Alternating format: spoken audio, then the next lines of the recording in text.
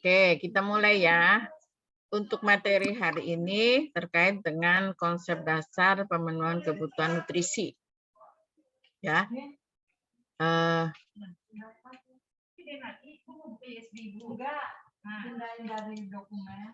Coba Dila, sistem pencernaan dari mana sampai mana Dila? Dari mulut, terus ke kerongkongan atau esofagus, lambung,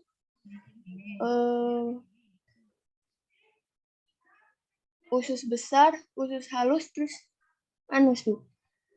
Betul nggak Faris yang disampaikan Dila?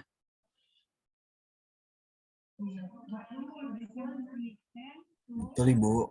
Betul. Coba Amar, betul nggak Amar yang disampaikan Dila? Ya, izin Bu, kalau menurut saya itu usus halus dulu Bu, baru usus besar.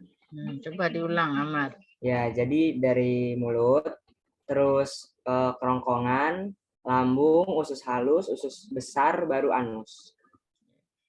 Usus besar dibagi apa aja Anissa Nur? Usus besar, usus kecil, usus halus.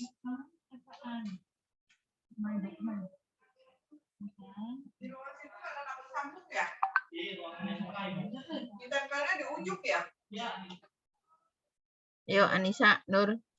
Usus 12 jari atau duodenum, usus jejunum sama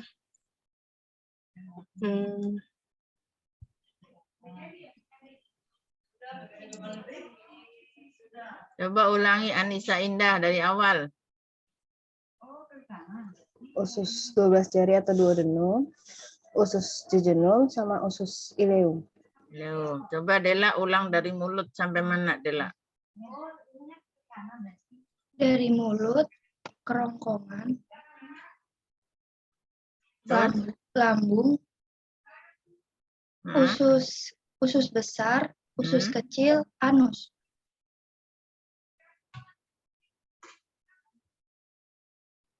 Ya.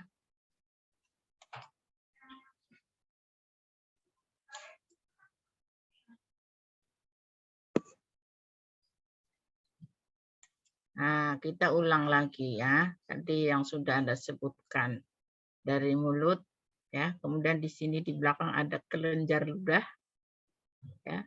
Ini esofagus. Nah, yang penting nanti dipahami terkait dengan pemberian makanan lewat NGT. Ya. Nah, ini Anda harus paham di sini nih. Di sini ada epiglotis. Ya. Epiglotis yang menutup saluran pernafasan, ya, sehingga ketika kita ya PPT-nya nggak berjalan, Ibu. Emang udah gambar belum? Udah, Ibu. Ya, emang masih digambar, ya? Enggak, Ibu. Ini masih judul konsep dasar kebutuhan nutrisi. Terus stop dulu deh.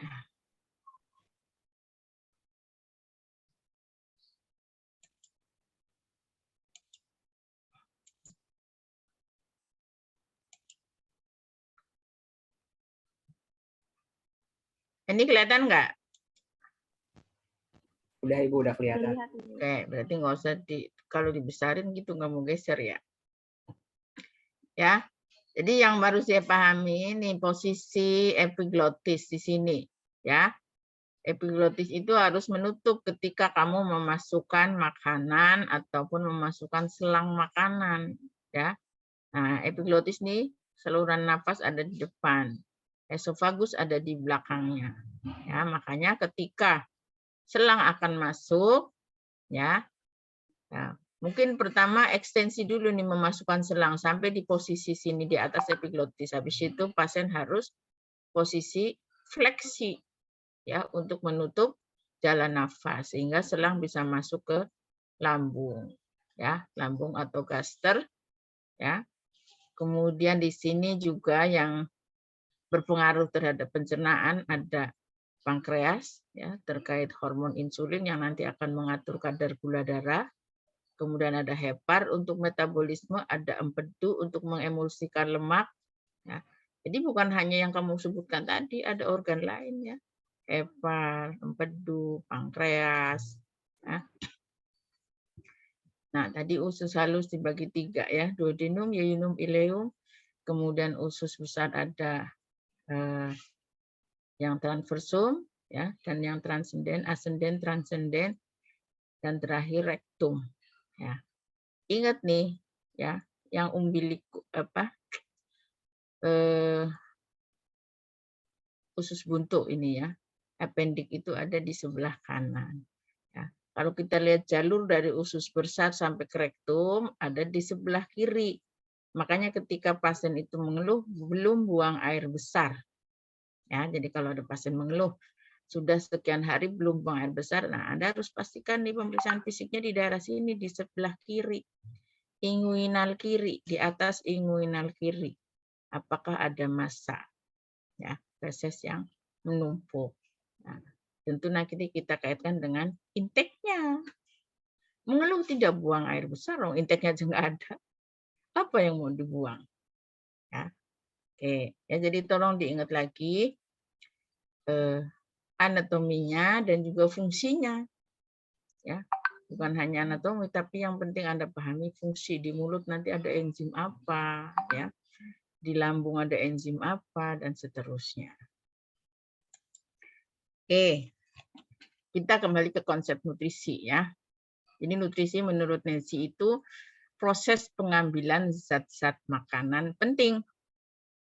Ya, makanan di sini ada proses, berarti ada mulai dari masuk ke mulut, dikunyah, ya dicerna, diolah di dalam tubuh sampai ke menjadi yang namanya nanti nutrien, ya, yang siap diedarkan oleh darah ke seluruh tubuh sampai ke sel. Ya. Nutrisi adalah zat yang terkandung di dalam makanan yang dibutuhkan makhluk hidup untuk dapat tumbuh dan berkembang dengan baik sesuai dengan fungsinya. Ada juga yang mengatakan bahwa nutrisi adalah substansi organik yang dibutuhkan organisme untuk fungsi normal dari sistem tubuh, pertumbuhan dan pemeliharaan kesehatan. Ya, jadi kita makan, ya, makan tentu harus sesuai dengan kondisi tubuh kita. Tujuan kita makan, jadi nggak asal makan. Ya. Fungsi nutrisi adalah sebagai sumber energi, membangun tubuh, dan juga melindungi tubuh. Siapa yang bisa jelaskan kok bisa melindungi tubuh? Hansa. Makan kok bisa melindungi tubuh? Ayo, Hansa, Amanda.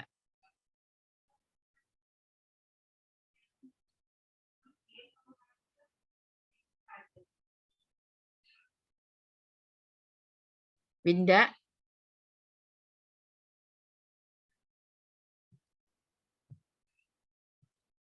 Siapa yang bisa jawab?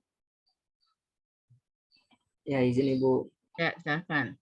Ya, kalau menurut saya kenapa makan bisa melindungi tubuh kan kalau misalkan kita makan yang mengandung lemak ya, mengandung lemak ataupun ya mengandung lemak. Nah, itu kan lemak itu kan fungsinya melindungi tubuh kita dari dingin kayak gitu, Bu. Jadinya kenapa makan itu bisa melindungi tubuh kita kayak gitu kalau menurut saya.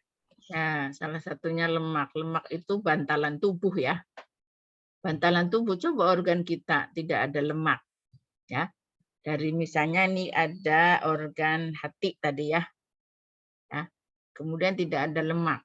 Langsung ke kulit. Ya. Ototnya juga tipis misalnya. Ya, peritonealnya. Ya. Otot-otot di abdomennya tipis. Tidak ada lemak. Ya. Jadi melindungi organ bisa lemak. Apalagi yang lain, contoh yang lain yang di paling permukaan. Paling permukaan tubuh kita apa?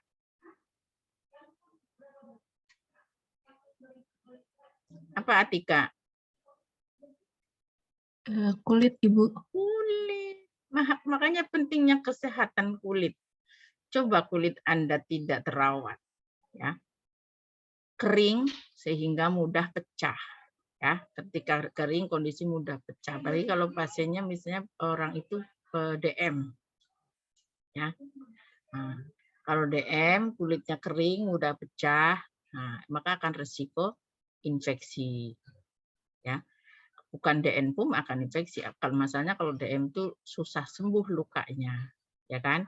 Nah, jadi kulit ini perlindungan utama, ya, terhadap pot di entry kuman. Kalau ada luka aja sedikit, ya, luka aja sedikit di kulit kita, ya, kemudian kita ketetesan darah orang yang hepatitis lah, darah orang yang HIV lah, ya, padahal hanya ada luka 1 titik, tapi di situ darah netes.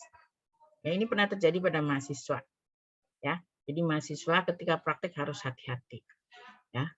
Waktu itu mahasiswa pakai sendal katanya, nggak pakai pelindung. Nggak pakai sepatu, nggak pakai kaos kaki, kemudian darah pasien HIV netes pas ada luka di kaki mahasiswa. Ya, jadi meskipun hanya luka kecil itu menjadi pot di entry kuman.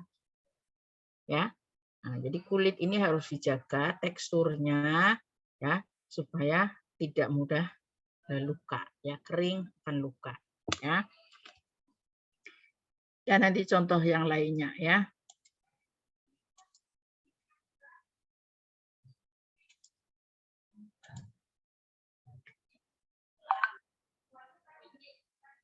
Pada manusia, nutrisi diperoleh dari hasil pemecahan makanan oleh sistem pencernaan manusia. Ya, tadi kenapa kita dikasih Allah itu gigi? Ya, gigi tadi fungsinya memecah makanan. Makin banyak yang dipecah oleh gigi, makin luas permukaan makanan. Ya, tadi contoh makanan dengan lebar 1 cm. Ya, kotaklah 1 cm permukaannya. Ketika dipecah, maka akan menjadi 2 cm lebarnya, luas permukaannya. Dipecah lagi akan 2 kali lipat, dan seterusnya. Makin banyak luas permukaan yang terbuka, makin banyak zat nutrisinya yang berinteraksi dengan enzim. Gitu loh. Ya. Jadi tadi, makanan itu nutrisi yang diserap itu sebenarnya yang sudah berproses dengan enzim. Ya. Jadi yang sudah dicerna oleh sistem tubuh kita. Nutrisi juga disebut sari-sari makanan dan juga gizi. Ya.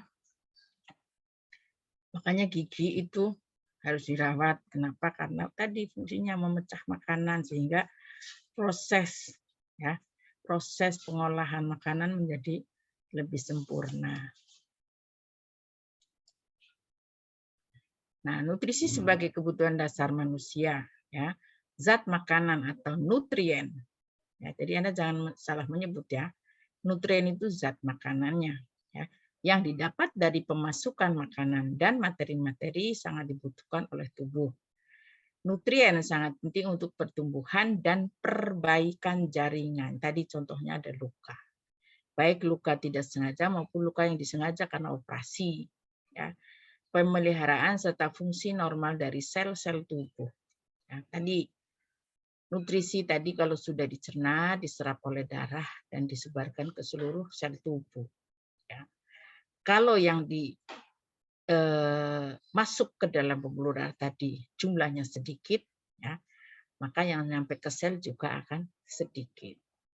Ya. Kenapa kulit kita kering? Ya.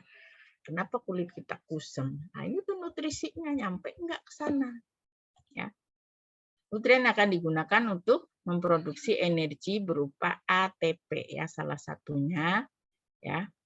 Nutrisi yang kita makan akan di metabolisme di dalam sel dengan bantuan oksigen menghasilkan ATP, ya, untuk seluruh aktivitas tubuh seperti pergerakan otot, transmisi impuls saraf, proses berpikir, dan juga produksi panas. Ya, jadi semua ya nutrisi yang kita makan, ya, semua nutrisi yang kita makan akan proses di sel-sel tubuh kita. Ya, makanya kenapa kalau kita nggak makan menjadi lemes, ya, tenaganya nggak ada. Karena yang dimakan tadi di metabolisme. Kita sudah makan, tapi kita mengalami kekurangan oksigen. Sama aja. Karena proses metabolismenya tadi butuh oksigen. Jadi dua-duanya harus balance. Oksigen diangkut oleh siapa? Oleh Hb. Hb itu kan salah satu bagian dari nutrisi. Ya. Ya, jadi saling keterkaitan bagaimana kita bisa memproduksi energi sehingga kita bisa beraktivitas. Aktivitas itu bukan hanya tadi berjalan, ya, tapi seluruh tubuh kita. Jantung kita bisa berdetak. Itu kan otot-otot jantung. Ya. Fungsi organ-organ yang lainnya bisa berfungsi karena ada nutrisi tadi. Ya.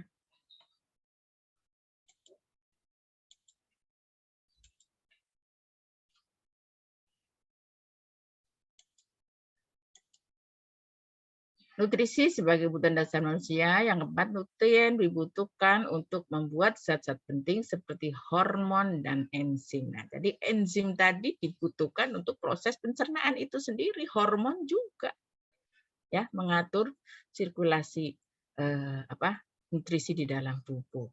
Tapi ini juga diperoleh dari zat-zat nutrisi. Ya, jadi akan sangat berhubungan. Ya, jadi ketika kita mengalami yang namanya malnutrisi, ya, maka sistem hormon juga akan terganggu, sistem enzim akan terganggu, sehingga sistem tadi pencernaan tubuh juga akan terganggu, pencernaan makanan. Jika tubuh mengalami kekurangan beberapa zat penting, maka akan terjadi ketidakmampuan untuk tubuh, khususnya untuk anak-anak. Ya, kalau ibu bilang anak berarti sampai usia 18. Risiko buruk bagi tubuh. Ya, yang kita kenal, ya, yang sering mungkin gizi buruk, ya. Ini juga seringnya pada anak-anak, meskipun pada orang dewasa juga ada, ya, gizi buruk. Misalnya Anda lihat tuh orang tinggal kulit sama tulang, rambutnya merah, gampang dicabut, dia nggak kuat berdiri tegak, ya. Kemudian memelihara fungsi dan pergantian jaringan, ya. Jadi kita tahu bahwa sel darah itu ada umurnya, ya, 120 hari sel darah contohnya. Nah, itu kan juga diproduksi dari mana? Dari nutrisi yang kita makan. Ya. Jadi itu juga akan mempengaruhi nanti kesehatan tubuh kita. Makanan akan diproses tubuh melalui tahap ingesti, digesti, absorpsi, metabolisme, dan ekskresi. Ya. Jadi ada 5 tahap.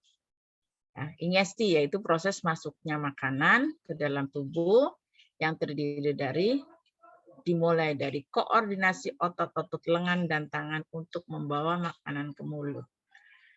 Ya, sederhana ya, kita makan. Ya, makan nih, ini ada snack Ibu ya.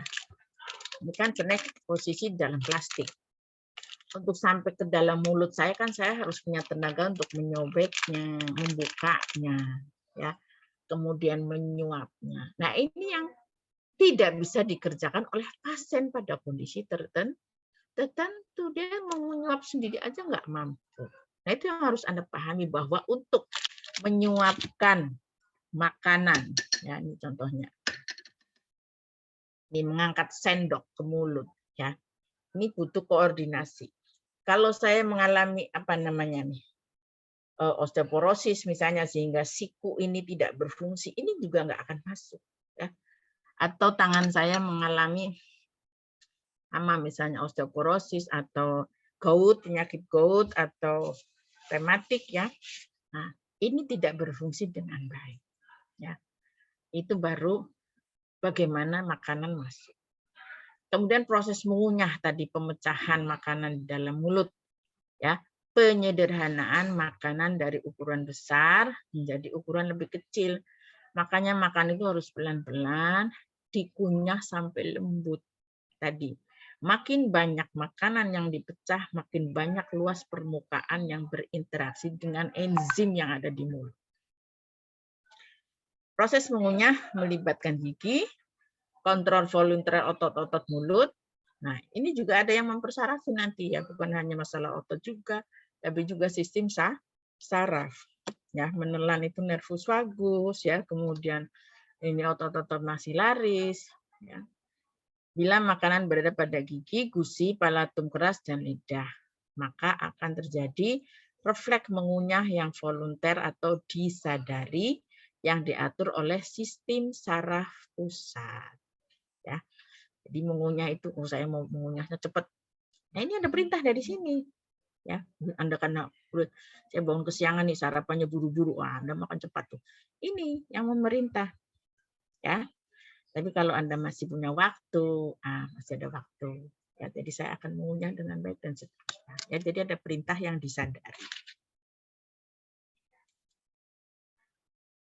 Proses menelan merupakan tahap terakhir dari peristiwa ingesti, ya, yaitu bergeraknya makanan dari mulut ke esofagus dan masuk ke dalam lambung. Proses ini terjadi secara refleks sebagai akibat adanya penekanan pada bagian faring dan mulai sejak makanan sudah dikunyah secara adekuat serta refleks ini akan menahan proses respirasi, ya. Jadi tadi sistem sarafnya akan bekerja, ya, bagaimana dia menggerakkan saraf tadi nervus vagus menelan, ya. Jadi saat menelan maka epiglotis tadi menutup saluran nafas, ya.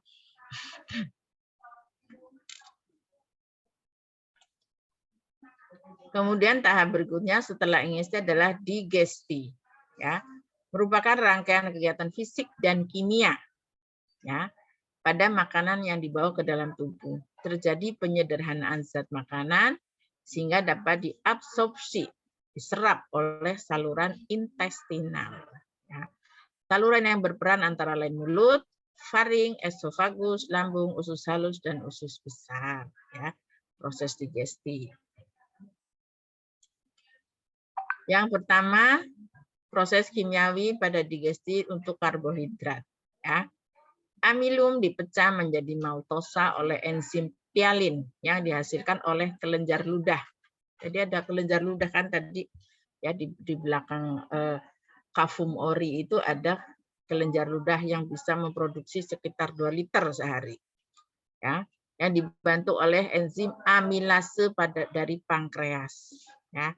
Sehingga karbohidrat sampai pada usus halus sudah menjadi maltosa disakarida lainnya, atau nanti kalau Anda baca buku CHYME, ya, CHYME, ya, kalau di buku Fundamental of Nursing itu dalam bentuk sudah CHYME, ya, disakarida akan dirubah menjadi monosakarida pada permukaan dinding usus halus dengan bantuan enzim laktase, sakrose, dan maltose. Ya, ini bagaimana proses kimiawi dari karbohidrat dicerna. Ya. Nah, tadi enzim juga dibentuk dari apa? Dari nutrisi. Ya, jadi kalau nutrisinya nggak bagus, enzimnya nggak bagus, sehingga proses pencernaan juga tidak bagus.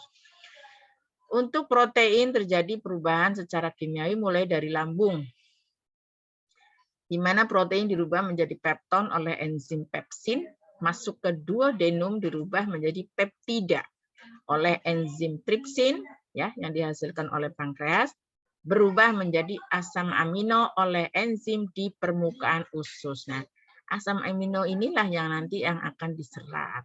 Ya, jadi bagaimana tadi misalnya Anda makan daging, ya, yang ungu aja, Pak. Ya, kasih ya, Pak.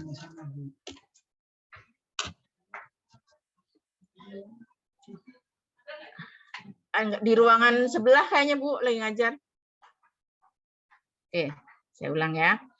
Jadi makanan yang protein yang kita makan itu nanti di akhir yang akan dipakai adalah bentuk asam amino. Makanya kalau pasien-pasien yang katakanlah malnutrisi, ya, nah biasanya mendapat infus yang isinya asam amino. Jadi asam amino ini yang sudah siap diserap tadi, yang sudah didistribusikan di dalam darah. Ya, prosesnya seperti ini. Ada beberapa enzim yang berperan, ya, dari pepsin, ya, tripsin. Nah, kemudian lemak. Di lambung hanya diemulsikan saja, dirubah menjadi asam lemak dan gliserol dengan bantuan enzim lipase yang diproduksi oleh pankreas. Ya, jadi pankreas itu tadi memproduksi beberapa enzim ya yang dipakai untuk pencernaan.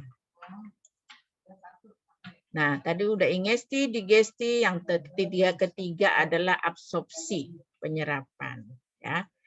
Proses di mana nutrien yang telah berbentuk paling sederhana diserap oleh usus. Ya.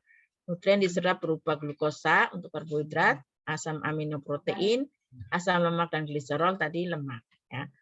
Tanpa kecuali juga vitamin, mineral dan air yang kita konsumsi. Ya.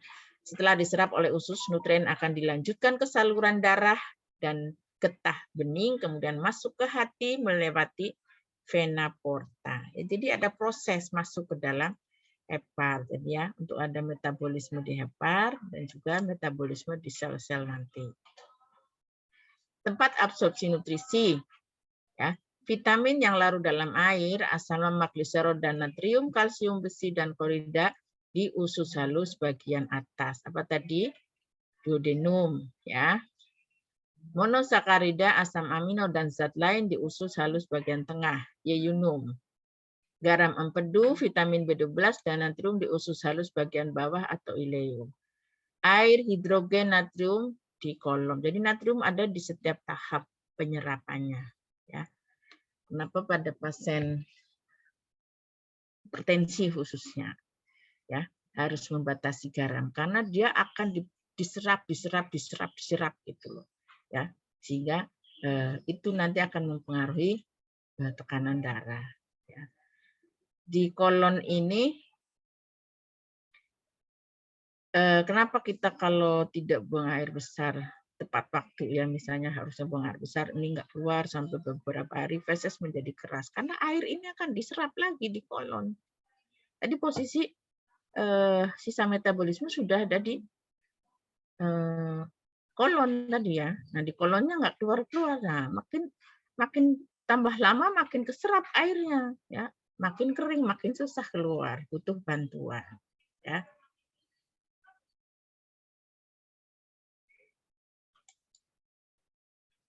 Yang keempat, metabolisme ya.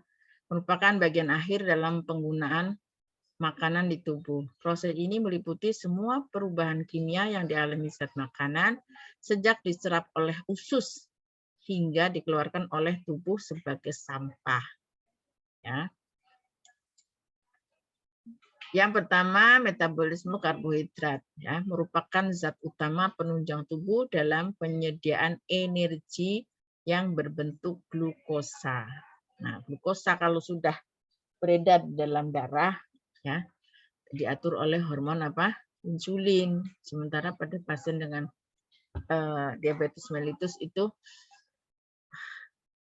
produksi insulinnya terganggu ya, sehingga tidak ada yang mengatur kadar gula di dalam darah ya. Nah, makanya dia perlu asupan insulin ya pada tipe tertentu yang tergantung insulin. Dalam sel glukosa dirubah menjadi energi dengan perubahan proses oksidasi yang menghasilkan ATP ya. Jadi ada oksidasi, butuh oksigen, kalori dan juga zat buangan yaitu air dan CO2 ya. Air akan dibuang lewat sistem perkemihan, CO2 akan dibuang lewat pernafasan ya. Penyimpanan glukosa dalam bentuk glikogen di hati dan otot. Nah, jadi kalau kita makan berlebih ya, maka gula itu akan dirubah tadi oleh hormon menjadi glikogen. Ya, disimpan di dalam hati dan otot. Suatu saat kalau kita kekurangan ya, kekurangan karena tidak mengkonsumsi glukosa tadi ya, maka akan terjadi glikogenolisis ya. Glikogen akan dirubah menjadi glukosa, baik yang disimpan di hati maupun yang di otot ya. Nah, makanya nih yang pada diet-diet itu kan kalau kayak saya nih contohnya, kayak saya ini kan memang udah kelebihan berat badan. Ya memang harus mengurangi kalori ya. Nah, nanti kalau kita tidak mengkonsumsi maka ini terjadi glikogenolisis Ya, glikogen yang sudah ada yang disimpan akan dirubah ya untuk kebutuhan dalam bentuk glukosa. Glikogen akan mensuplai kebutuhan energi bila glukosa sudah tidak memungkinkan lagi dan dapat berjalan hingga 12 jam. Bila glikogen dan glukosa habis di dalam tubuh, akan memecah protein dan lemak sebagai bahan energi. Ya, jadi urutannya karbohidrat dulu. Ya, kalau karbohidrat benar-benar sudah nggak ada, maka tubuh akan memecah protein. Makanya kenapa orang menjadi ototnya mengecil. Ya. Dan seterusnya. Lemak habis ya dipakai untuk energi. Kalau konsumsi dari karbohidratnya tidak ada. Dan glikogennya yang disimpan sudah habis. Karbohidrat digunakan tubuh untuk energi hampir 60% dari kebutuhan energi secara keseluruhan. Kebutuhan karbohidrat untuk orang dewasa dengan aktivitas sedang itu sekitar 5,5 gram per kilogram berat badan per hari. Ya, jadi tidak sama setiap individu, tergantung berat badan. Kecuali yang sudah overweight atau obesitas, ya, tentu harus dikurangi. 1 gram karbohidrat memberikan energi 4 kalori. Proses masuknya glukosa ke intrasel sangat dibantu dengan peran insulin yang dihasilkan pankreas. Jadi masalah glukosa urusannya dengan hormon insulin. Makanan yang mengandung tinggi karbohidrat seperti padi-padian, roti, susu, buah-buahan, sayuran, dan umbi-umbian. Ya, mungkin Anda sudah belajar di mata kuliah gizi ya, tolong dibuka lagi mata kuliah gizinya. Metabolisme protein. Ya. Makanan dengan protein akan dikunyah dan masuk ke dalam perut yang mengandung asam klorida, ya, maksudnya perut di sini lambung ya, mengandung HCl dan juga enzim pepsin. Protein yang masuk ke lambung oleh HCl akan diturunkan atau dinaikkan pH-nya menjadi 1,5 sampai 3,5. Jadi pH-nya akan disesuaikan. Setelah penurunan pH, enzim pepsin akan memecah molekul protein yang besar menjadi rantai polipeptida atau asam amino pembentuknya. Dari lambung, protein akan masuk ke dalam usus kecil yang memiliki hormon pencernaan sekretin dan CCK. Asam klorida dari lambung menyebabkan makanan bersifat asam. Asam dapat menyebabkan usus kecil terluka. Sekretin dan CCK mendorong pankreas mensekresikan natrium bikarbonat untuk menetralkan sifat asamnya. Proses pemecahan protein dalam usus kecil disebut dengan proteolisis. Ya. Jadi ada proses ya di usus kecil. Proteolisis ini dimulai saat makanan masuk ke usus kecil dan menyentuh enterokinase, ya, yang menempel di dinding usus. Jadi di dinding usus itu ada enzim enterokinase. Kerja enterokinase seperti alarm ya untuk para enzim. Ya, jadi kalau dia bersentuhan ya, maka dia akan bereaksi. Enterokinase membangunkan enzim tripsin yang tertidur dan mengaktifkannya. Enzim tripsin yang tertidur juga ikut membangunkan temannya yaitu enzim kemotripsin. Enzim aja ada temannya ya. Artinya apa? Mereka bersinergi. Ya. Kerjanya berkesinambungan. Kalau enterokinasenya nggak ada, maka enzim tripsin tidak akan berfungsi. Enzim tripsin tidak berfungsi, maka enzim kemotripsin juga tidak akan berfungsi. Ya. Setelah enzim aktif, pemecahan protein kembali berlangsung oleh enzim kemotripsin, tripsin, dan erepsin, dan peptidase yang bertugas memecah molekul kompleks protein menjadi asam amino. Ya. Setelah metabolisme protein selesai, asam amino akan dikirim ke hati melalui aliran darah untuk kemudian digunakan dalam metabolisme karbohidrat. Ya, jadi metabolisme karbohidrat itu membutuhkan protein juga. Ya. Makanya kenapa kita makan itu harus komposisinya ada karbohidrat, ada protein, ada lemak, vitamin, mineral, dan air. Asam amino digunakan untuk membentuk protein yang akan membantu pada metabolisme karbohidrat. Asam amino membantu proses metabolisme glukosa untuk menghasilkan energi. Tanpa adanya asam-asam amino tersebut, permukaan energi untuk tubuh tidak terjadi. pembentukan energi tadi yang ATP itu tidak akan terjadi. Kemudian metabolisme lemak. Nyimak nggak nih? Bentar, Ibu angkat telepon dulu.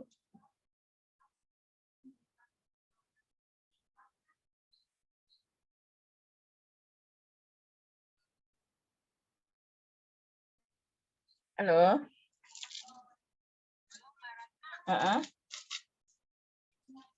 Iya, iya. Halo.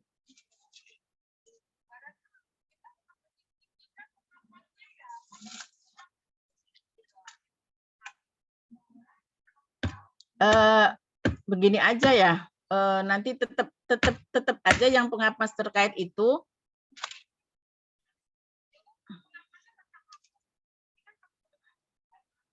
iya, tahun 2023 saya masih yang sama dengan tahun ini yang si remaja.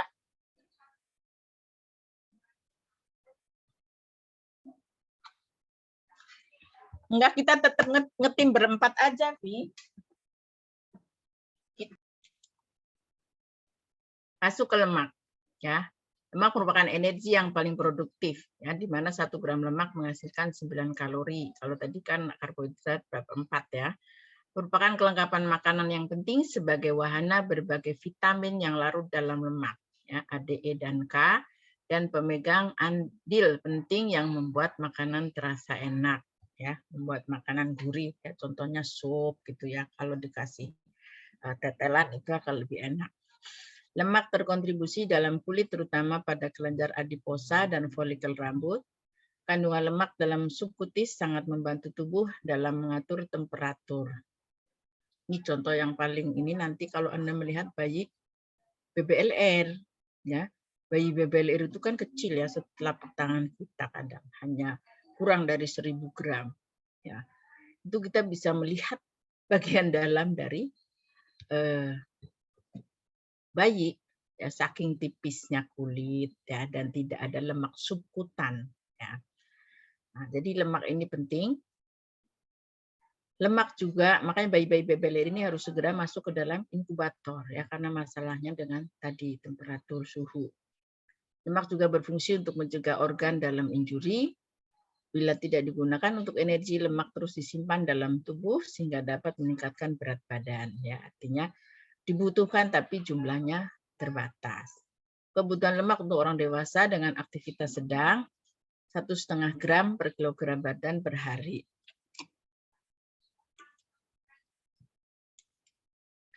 Jenisnya ada lemak tak jenuh, ada lemak jenuh. Lemak tak jenuh dapat dengan mudah bergabung dengan molekul lain, ya, atau membentuk struktur lain seperti HDL, ya. Mudah dimetabolisme oleh hati. Sedangkan lemak jenuh tidak mudah bergabung dengan molekul lain, ya. Yaitu LDL, sukar dimetabolisme menjadi zat lain. Kolesterol merupakan satu bentuk lemak jenuh, diperlukan untuk melengkapi cairan empedu, untuk pencernaan lemak, juga sebagai bahan dasar beberapa jenis hormon steroid. Makanan yang banyak mengandung lemak itu daging. Ya, jadi pada kondisi tertentu memang kayak saya contohnya, ya, kadar kolesterolnya di atas 200, kan normalnya di bawah 200. Nah, tapi sebenarnya kolesterol itu tetap dibutuhkan, ya. Cuman saya belum paham juga itu yang diet keto, ya, mungkin Anda pernah dengar ya diet keto, ya. Diet keto itu benar-benar tidak makan karbohidrat sama sekali, ya. Tapi dia mengkonsumsi daging tadi contohnya. Di mana kolesterolnya itu tinggi di atas 200, bahkan teman saya ada 400 itu udah biasa. Katanya nggak masalah secara medis. Itu yang saya juga belum paham. Nah, tapi pada umumnya, ya, pada umumnya, kalau kita mengkonsumsi makanan tadi biasa, ya, dengan ada karbohidrat, ada protein, ada lemak, maka ketika kondisi kolesterol tadi di atas normal, yang terjadi adalah sakit, ya. Di mana sakit itu mulai dari sini, ya, tengkuk, ya, di belakang apa namanya ini, di bawah kepala, di bawah leher bagian belakang itu biasanya akan sakit. Kemudian bagian tumit juga akan sakit, ya. Bahkan ini juga akan sakit, ya. Jadi misalnya ini kalau bangun tidur ini jari ibu ini biasanya begini harus dikembalikan begini. Nah, ya. Itu kalau kolesterolnya tinggi. Jadi kita sudah bisa mengidentifikasi nih pada umur tertentu ya 50 ke atas tuh biasanya gitu. Kalau kolesterol ini bangun tidur nih jari tiba-tiba begini. Nah, jadi jangan langsung di ini, nggak bisa.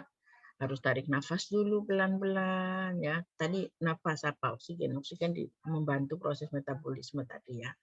Nah, jadi ini membalikannya harus pelan-pelan. Ya kalau sudah balik nanti latihan begini lagi. Jadi harus sering latihan begini. Ya. Nah, ini kaitannya dengan kolesterol. Tapi teman saya ya tadi yang ikut diet keto, kolesterolnya selalu 400, tapi tidak masalah. Nggak ada keluhan sama sekali, sehat. Cek medical check up-nya bagus. Bagus dalam artian berfungsi organnya, padahal kolesterolnya tinggi. Ini yang saya belum pelajari ya, diet keto. Vitamin merupakan bahan makanan pelengkap yang penting. Vitamin tidak menghasilkan kalori dalam jumlah yang berarti, tetapi memegang peranan penting dalam berbagai proses diperlukan guna menjaga kesehatan. Vitamin bersifat organik dan tidak dapat dihasilkan oleh tubuh. Ya. Kalau tadi kan protein, lemak, karbohidrat ya bisa disimpan. Kalau vitamin tidak. Vitamin larut dalam lemak, A, D, E, dan K. Bila kelebihan jumlah vitamin ini akan memungkinkan terjadinya keracunan karena sulit dibuang melalui ginjal. Beda dengan vitamin C dan B yang larut dalam air, dia bisa dibuang kalau kelebihan. Nah, vitamin C membantu absorpsi zat besi. Ya, jadi kenapa pasien-pasien yang mengalami anemia juga mendapat suplemen vitamin C. Ya. Karena vitamin C membantu absorpsi zat besi yang kita konsumsi. Kebutuhan tubuh akan vitamin, ya, vitamin A sekian, ya, sampai vitamin K. Ya, jadi semua ini sebenarnya harus ada meskipun dalam jumlah sedikit. Adanya di mana? Ada di buah, di sayuran, susu, dan juga daging. Ya. Artinya apa? Artinya kita tetap mengkonsumsi, hanya jumlahnya yang harus ditakar. Mineral, ya, mudah larut dalam air yang fungsi utamanya menjaga keseimbangan asam dan basa cairan tubuh. Ya, makanya kalau ngomongin cairan, ya, akan dikaitkan dengan elektrolit. Ya. Umumnya mineral terdapat cukup banyak dalam makanan bila diet normal dan berimbang, jarang kekurangan mineral. Kalsium dibutuhkan untuk menumbuhkan dan mempertahankan sistem kerangka tubuh, terutama pada anak-anak, kehamilan, dan juga menyusui. Ini pengalaman saya ya. Pengalaman saya mengalami gangguan kekurangan kalsium. Jadi sejak di dalam kandungan ibu saya itu mengalami kekurangan kalsium, sehingga gigi saya itu nggak rata. Ya, kita pertama dari gigi sudah kelihatan nggak rata. Kalau orang kan gigi kayak kuku nih, kuku ini kan rata nih, halus. Nah, gigi saya itu bergerigi gitulah, nggak halus begitu. Ya, salah satunya waktu kecil sejak dalam kandungan kalsium. Begitu saya kuliah, usia kalian, saya mengalami yang namanya spasmofili plus 2. Ya, tandanya apa? Ketika saya muntah-muntah, saya akan kejang seperti ini tangan. Tangan saya akan kaku. Ya, kaku seperti ini. Ya, begitu dites ternyata saya kekurangan kalsium. Obatnya gampang, minum kalsium. Ya, tentu sesuai dosisnya. Ya, dosisnya tinggi, 2,3 gram untuk 10 hari. Ya, jadi saya tiap hari minum 2,3 gram. Kalau enggak, maka akan itu tadi, sakit tulang-tulangnya. Bahkan saya pernah kayak nenek bongkok. Lalu usia saya waktu itu habis melahirkan anak kedua itu ya usia 30-an, 29. Usia 29 saya pernah kalau sudah rukuk nih, kalau orang sholat kan rukuk nih, itu nggak bisa balik lagi. Ya, balik laginya sakit sekali. Obatnya sama. Ya, kalsium sandos waktu itu. Sekarang nggak beredar di Indonesia. Jadi saya bingung ya mencari pengganti kalsium sandos. Kalau ada yang keluar negeri saya suka nitip karena di sana ada, di sini nggak ada. Ya. Jadi kalsium itu memang Anda bisa identifikasi ya dari bentuk gigi, bentuk kuku, ya.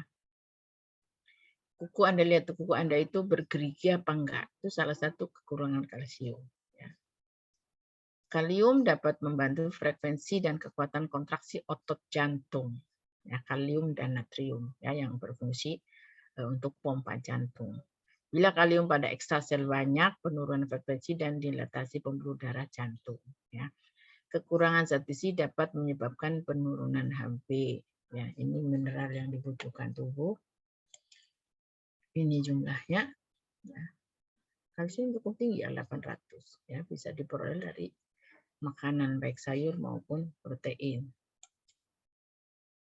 Air ya merupakan bahan yang sangat dibutuhkan tubuh walau tidak menghasilkan energi bagi tubuh.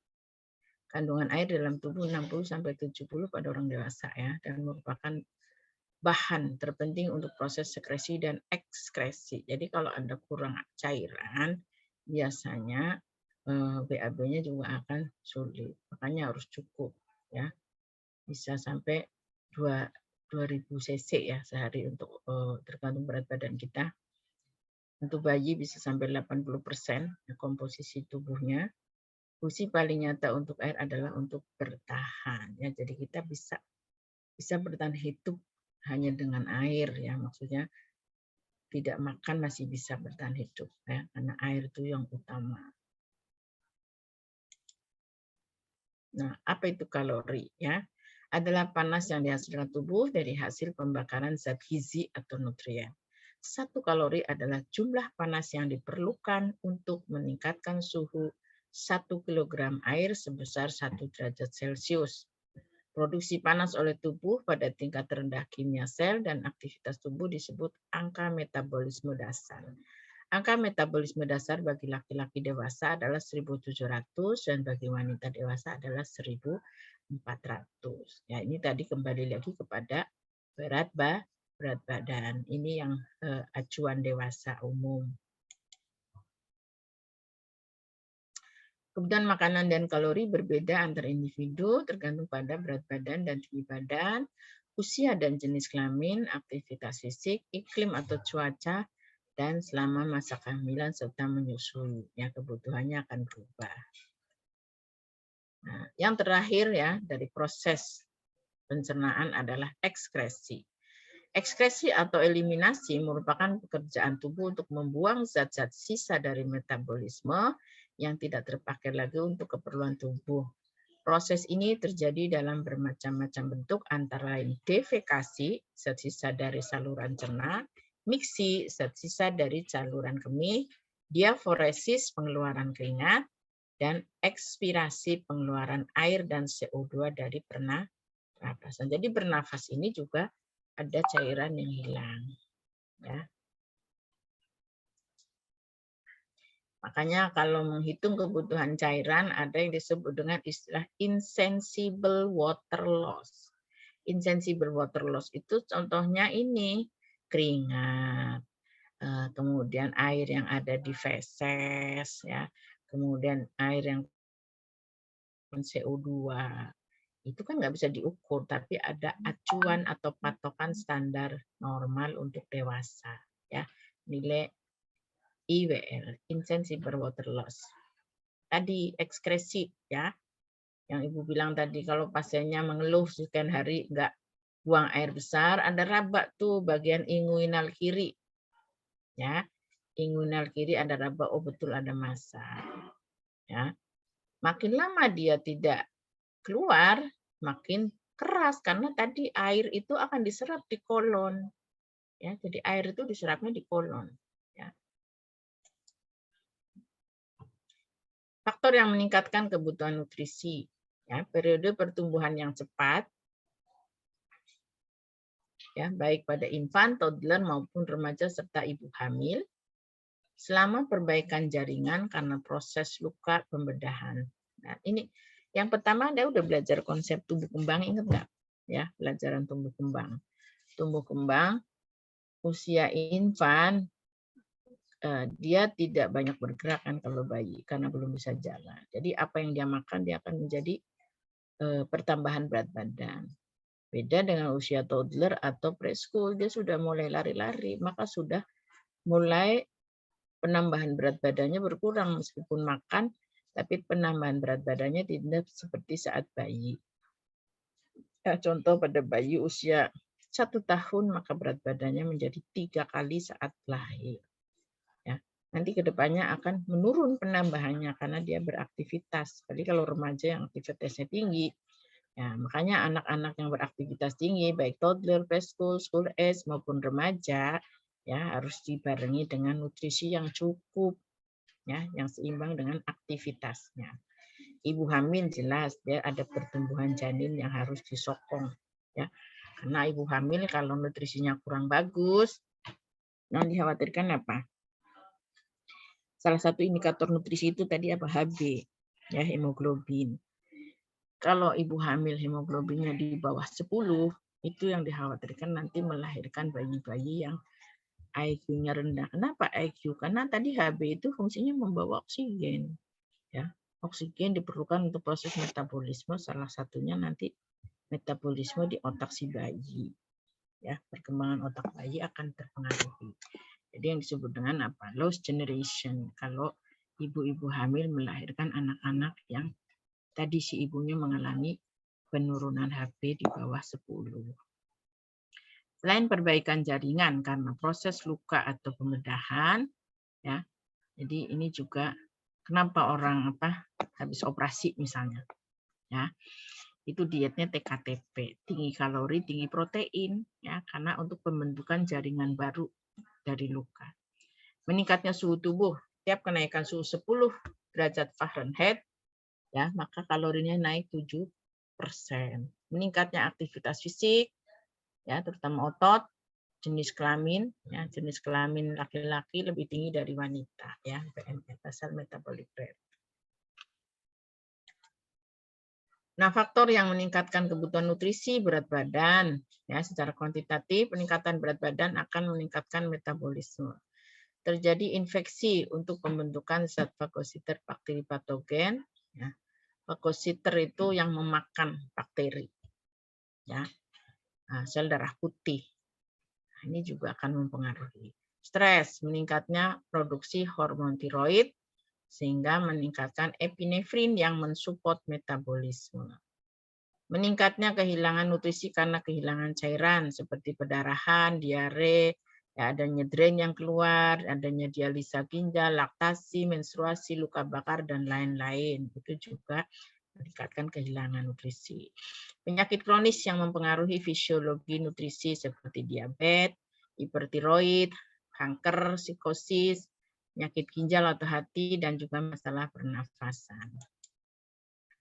Faktor yang mempengaruhi penurunan kebutuhan nutrisi, penurunan laju pertumbuhan, penurunan angka metabolisme dasar, hipotermia, hipotiroid, jenis kelamin, gaya hidup yang cenderung pasif, tidak bergerak, imobilisasi atau bed rest, kehilangan berat badan karena penurunan aktivitas otot untuk bergerak. Ya, biasanya ini lansia, ya. Lansia kan sudah menurun pendengaran, penglihatan, ada pergerakan juga terbatas, ya, makanya ototnya akan mengecil atau atrofi. Pengaturan konsumsi makanan dan minuman, mekanisme yang menyebabkan orang makan dan minum, jenis dan jumlah makanan dan minuman yang dibutuhkan secara pasti belum jelas. Nah, faktor berperan dalam pengaturan makanan. Lapar yang tidak menyenangkan, haus, kekenyangan, atau telah cukup banyak makan, ya. Kadang kita kalau sudah banyak ngemil misalnya, ya, sehingga tidak bisa makan siang nih, karena tadi misalnya saya makan, ya. Pengaturan makan dipengaruhi oleh beberapa hal, aktivitas, usia, jenis kelamin, pengaturan konsumsi makanan di hipotalamus, pengaturan konsumsi makanan kurus dan gemuk, aspek budaya kegiatan makanan, sikap menyukai atau tidak kebiasaan makan di hasil dari proses belajar. Belajar dimulai dari mana? Dari rumah, ya. Lingkungan kita yang paling utama kan rumah, ya, kita lahir di lingkungan rumah. Faktor yang budaya yang berkaitan dengan kegiatan makan, praktek keagamaan, vegetarian, budaya atau kultur, kebangsaan, psikososial, sifat. Ya, kita tahu berbagai negara mempunyai jenis makanan yang berbeda. Praktek keagamaan misalnya Advent tidak boleh makan yang bernyawa. Ya. Vegetarian ini juga menjadi aliran tersendiri, dan budaya, ya. Misalnya di Bali orang biasa makan babi misalnya, udah biasa, ya. Kemudian di Kalimantan suku Dayak biasa makan apa dan seterusnya, ya. Tapi kalau dilihat, kalau kita belajar di sepintas, sebenarnya sepintas itu sama, hampir sama ya budaya Indonesia itu, meskipun berbagai ragam, tapi intinya kadang sama. Pengkajian nutrisi. Pengkajian nutrisi merupakan bagian integral dari perawatan kesehatan untuk meningkatkan kesehatan klien dan menurunkan angka rawat inap. Ya, jadi pola pikir petugas kesehatan itu apa? Pasien dirawat dalam rentang waktu yang sedikit mungkin, sesedikit mungkin, sependek mungkin, ya, sehingga pasien cepat sembuh. Pengkajian nutrisi melibatkan pengumpulan informasi mengenai klien untuk mengetahui status nutrisi, mengidentifikasi kebutuhan nutrisi, ya, status tuh lebih kurang kan gitu, ya. Mengidentifikasi kebutuhan nutrisi dan menetapkan rencana tindakan bagi klien sesuai dengan kebutuhan. Tujuan pengkajian mengidentifikasi adanya malnutrisi dan efeknya terhadap status kesehatan klien, mengidentifikasi pola makan yang berlebihan dan hubungannya dengan kejadian obesitas, diabetes, hipertensi, dan penyakit kardiovaskuler serta kanker. Mengidentifikasi parameter nutrisi untuk status kesehatan klien yang optimal dan kondisi yang fit. Saat mengkaji status nutrisi klien dan menentukan rencana perawatan, perawat harus mempertimbangkan kebutuhan klien secara menyeluruh dihubungkan dengan nutrisi. Komponen pengkajian dan pendekatan holistik antara lain kebudayaan dan pola konsumsi makanan. Ingat ya, kita selalu biopsikososial, spiritual, kultural. Jadi kebudayaan, makanan yang lazim dikonsumsi, tingkat aktivitas fisik, standar hidup. Ini kan semua orang unik, tidak sama. Pengkajian status nutrisi secara tim pelaksanaan pengkajian nutrisi terdiri dari perawat, dokter, dan ahli gizi kalau kita di ruangan. Ya, jadi kita bekerja sama dengan dokter, dengan ahli gizi. Komponen pengkajian nutrisi yang meliputi data biografi dan juga keluhan utama, khususnya untuk usia dan jenis kelamin, dapat membantu menemukan faktor risiko khusus, misal dewasa tua mempunyai kebutuhan nutrisi yang hampir sama dengan dewasa muda, tapi bila aktivitas menurun, maka kebutuhan akan kalori juga menurun.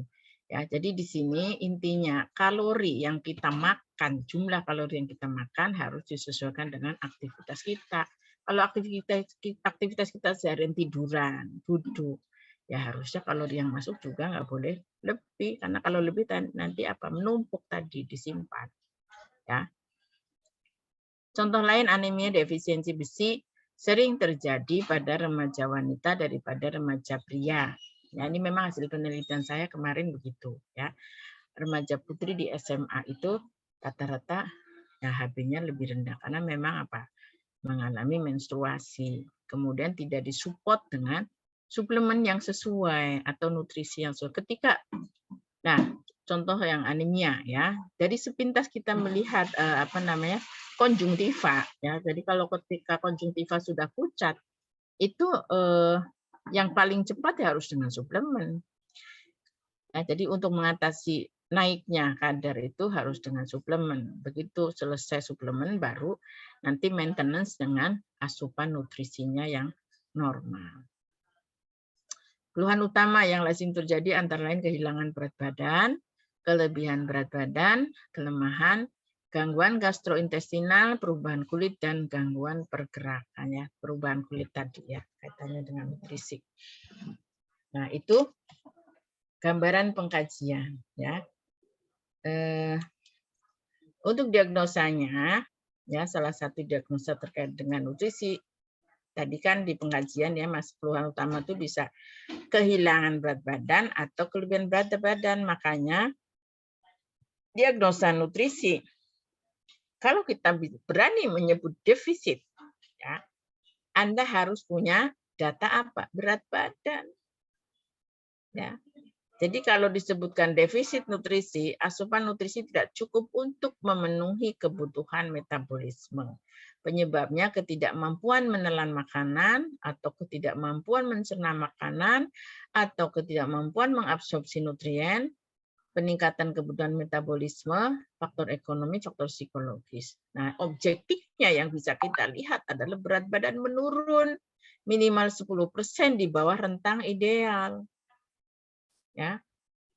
Ketidakmampuan menelan makanan bisa karena faktor cedera nih, cedera rahang, atau memang ada gangguan di nervus vagusnya.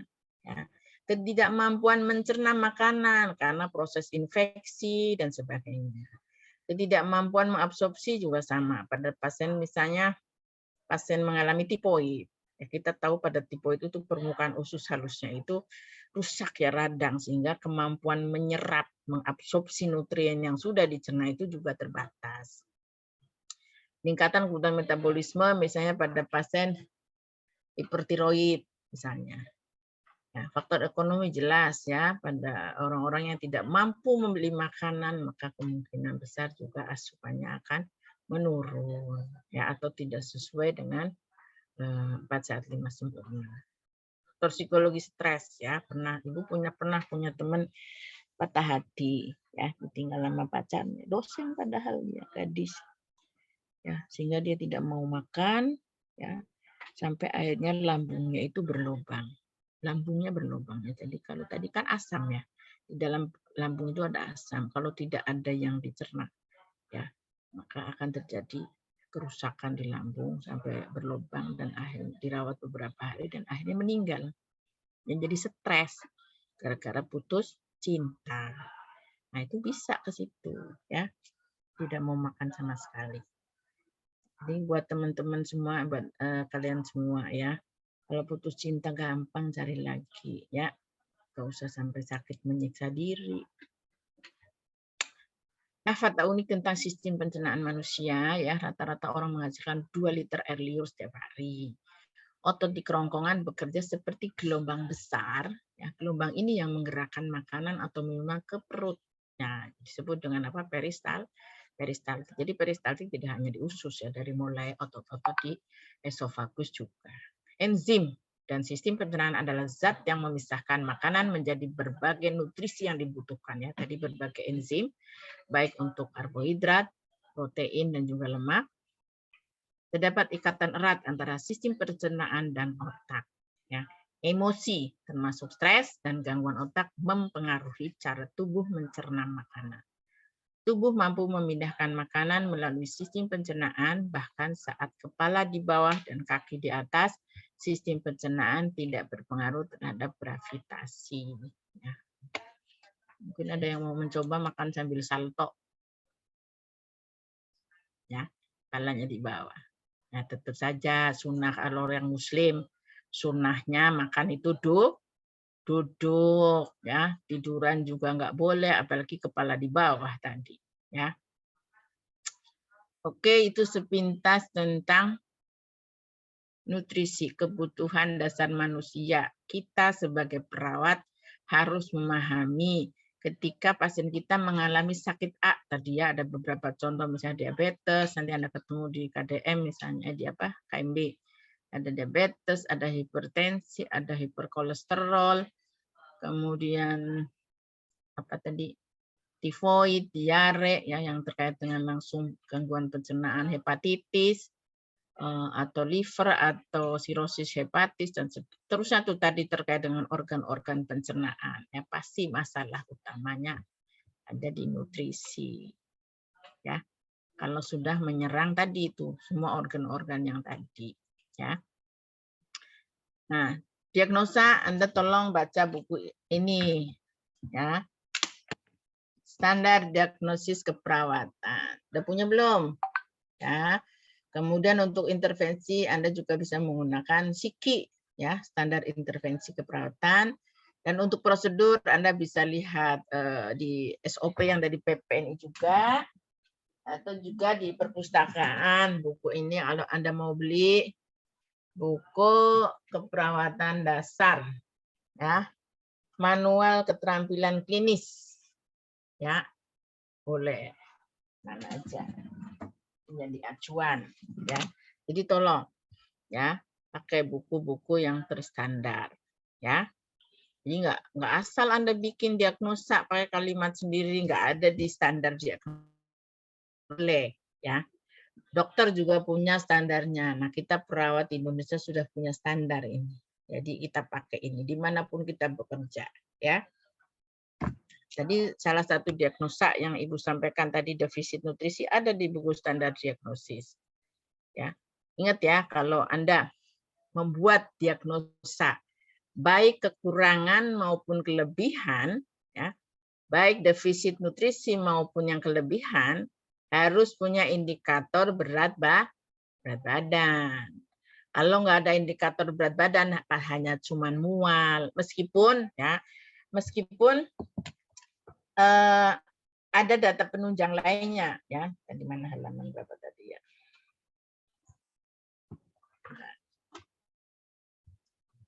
Sebentar.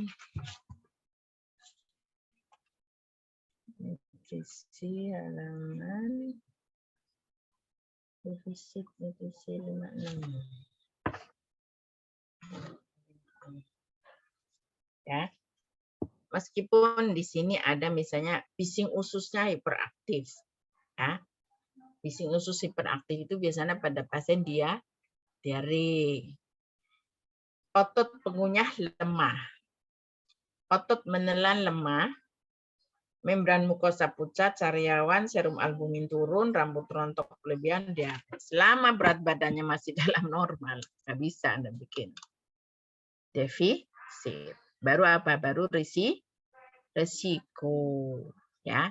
Jadi kalau Anda sudah bilang defisit, nah, berarti sudah ada penurunan berat badan. Pokoknya indikatornya berat badan. Ya. Atau sebaliknya, kelebihan. Ya, Anda menyatakan kelebihan harus ada tanda dia lebih itu tadi di atas normal. Kalau defisit tadi di bawah ideal. Bedanya normal sama ideal apa, Faris?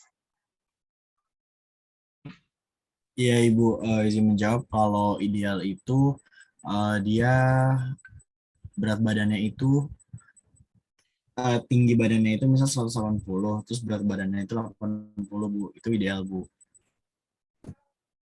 Betul enggak? Mediana. Yang cewek-cewek nih yang tahu ideal. Mediana tingginya berapa? Aku 162. 162. Berat badan normalmu berapa? Sekarang aku berat badannya. Tunggu dulu. Kalau kamu tingginya 162, maka berat badan normal kamu berapa? Sekitar 50, Ibu. Hitungnya dari mana? Siapa bisa jawab? Yuk. Ita.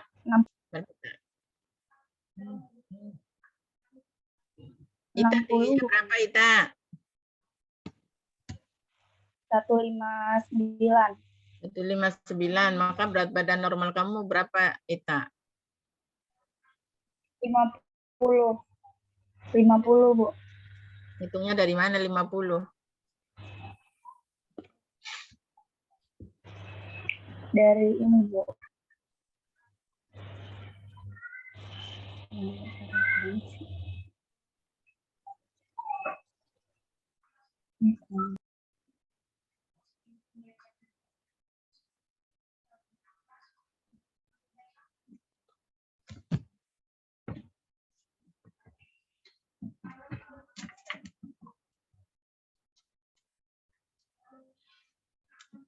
Siapa bisa jawab? Ayo.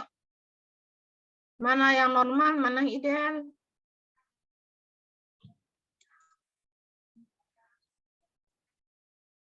Ini kan kelas apa tadi? Kelas B ya. Kelas B harusnya 40. Ini ada 39, berarti 38. Yang 2 kemana temenmu?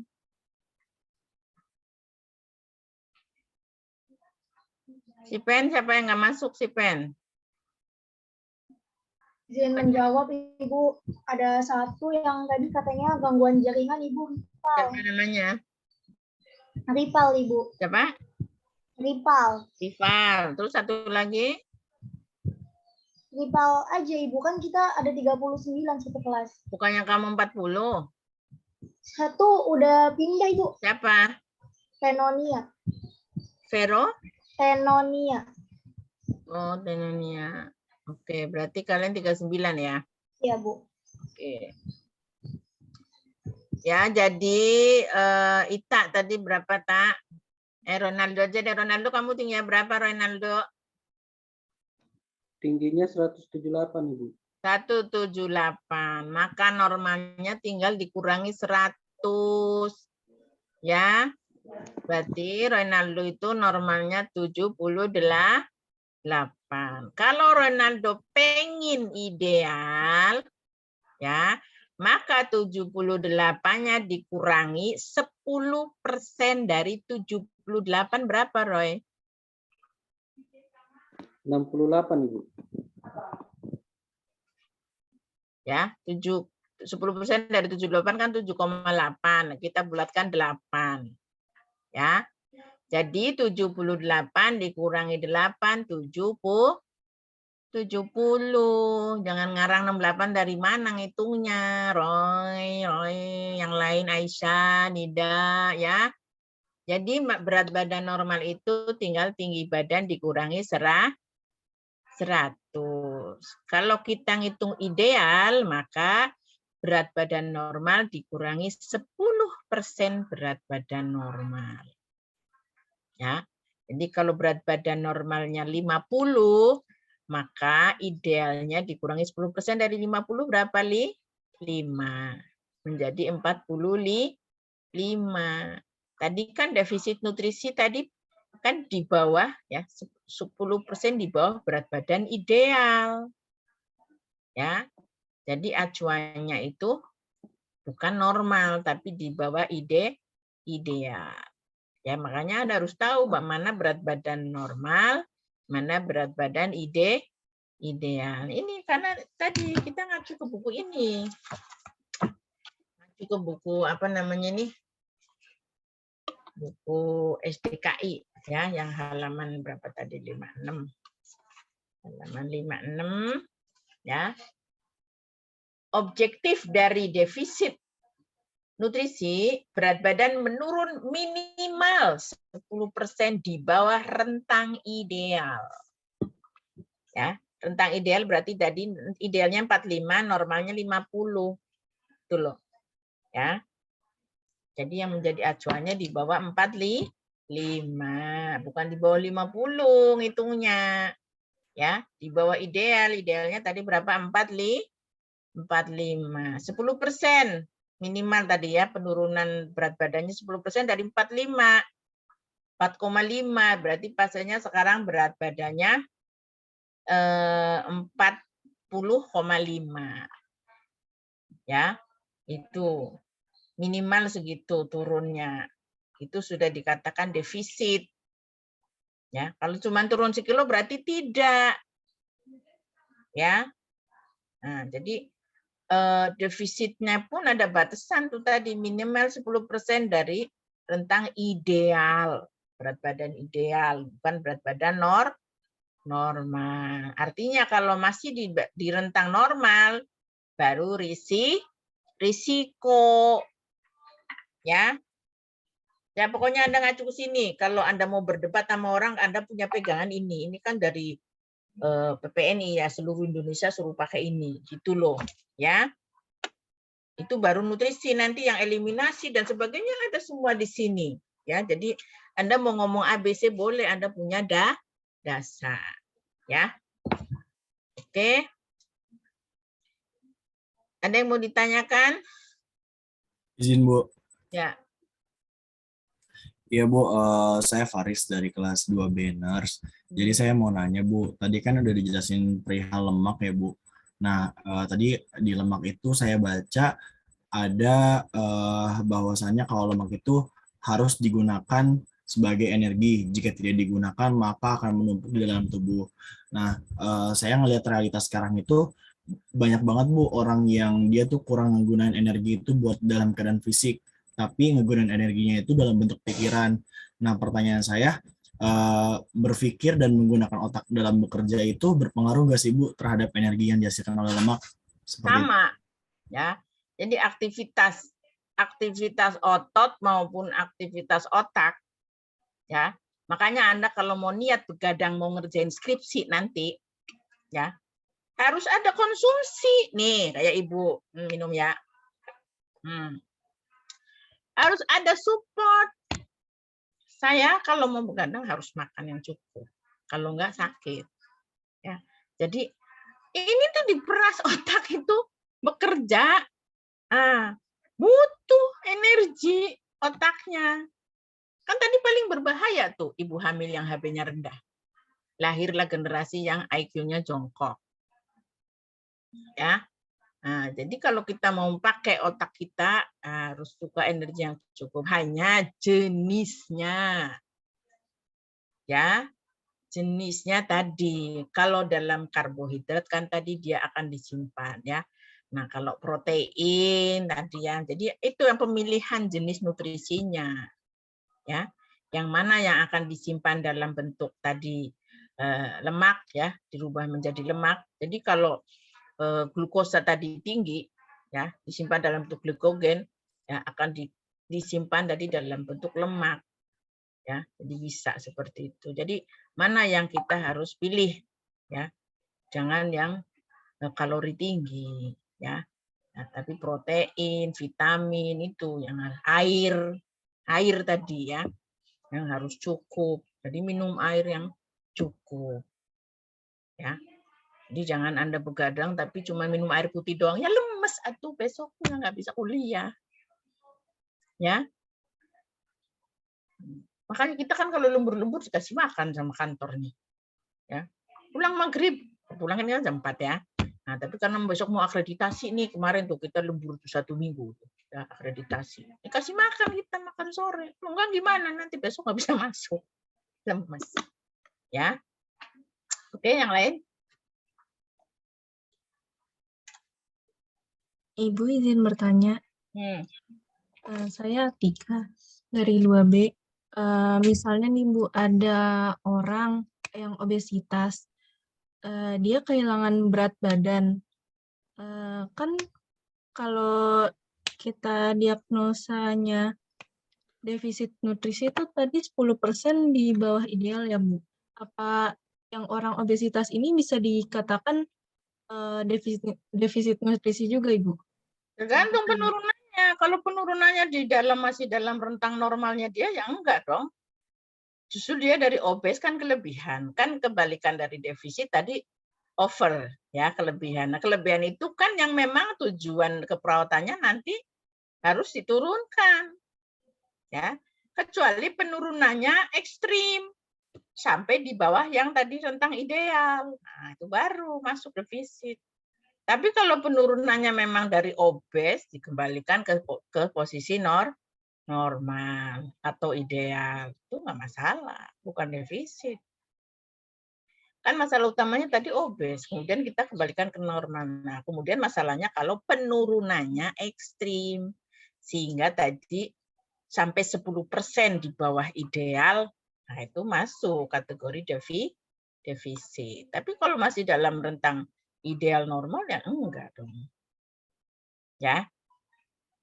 Itu jadi patokannya tadi 10% di bawah ideal. Ya. Tapi kalau dia dari obes nih, kayak ibu nih obes nih karena kelebihan 20%. Kemudian ibu turunkan. Nah, penurunan ibu tuh masih dalam rentang normal, yang enggak defisit dong. Nah, dan penurunan itu juga harus prosesnya bukan hanya nutrisi ya, tapi juga harus dengan aktivitas. Ya, sehingga ini orang yang tadinya gemuk nih ya, kemudian mengecil gitu. Nah, ininya kalau tidak dibentuk dengan bagus, ini akan gelamber-gelamber nanti. Ya, makanya harus dengan aktivitas sehingga tubuhnya terbentuk. Ya, terutama kalian yang masih usia-usia kalian tuh masih bisa dibentuk. Kalau sudah lansia, pralansia kayak ibu udah susah. Ya, nanti pasti akan gelamber kalau kecil. Ya, tapi kalau usia-usia kalian masih bisa dibentuk. Ya. Ronaldo tuh kegedutan itu, Ronaldo itu, Faris juga.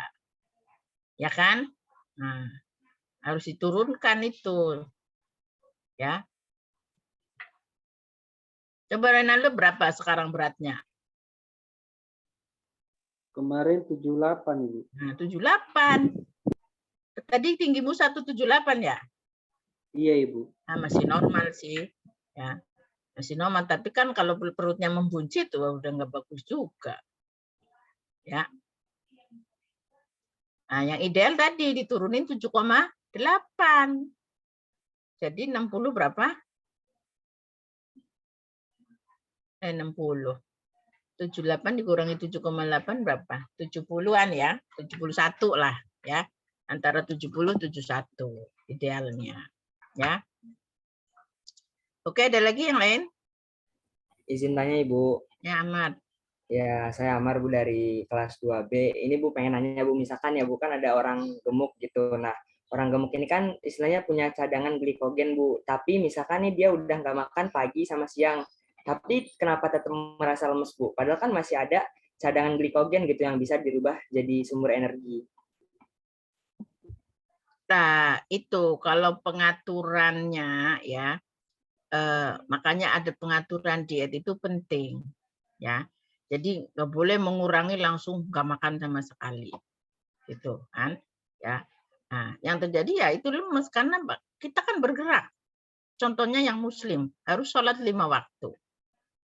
Sholat itu bergerak nggak? Bergerak. Bergerak itu butuh ya ke kamar mandi, wudhu, ya kan? Mandi dan seterusnya. Kan ada energi yang dipakai. Jadi nggak boleh langsung tadi yang Ibu bilang ekstrim. Yang terjadi apa? Lemas, dan bukan hanya lemas. Bisa saja ada kasus yang meninggal gara-gara salah diet. Ya.